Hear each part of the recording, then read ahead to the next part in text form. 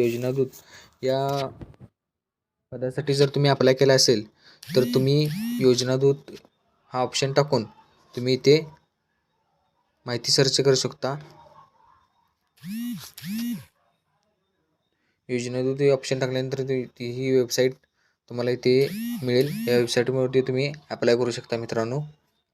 अशाच नवीन अपडेट्ससाठी माझ्या मित्रांनो चॅनलला सबस्क्राईब करा।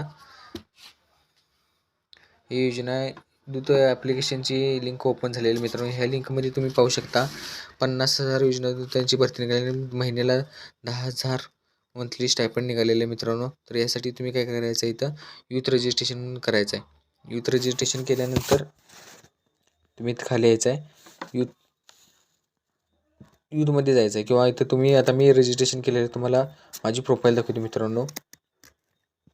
या प्रोफाईलमध्ये आल्यानंतर तुम्ही हे माझे प्रोफाईल पाहू शकता। ह्या प्रोफाईलनंतर तुम्ही इथे तुमच्या प्रोफाईलमध्ये गेल्यानंतर तुम्हाला जर पाहायचे असेल की तुमचं कशा पद्धतीने केले तर पुन्हा तुम्ही ह्याच्यामध्ये अप्लाय करू शकता मित्रांनो।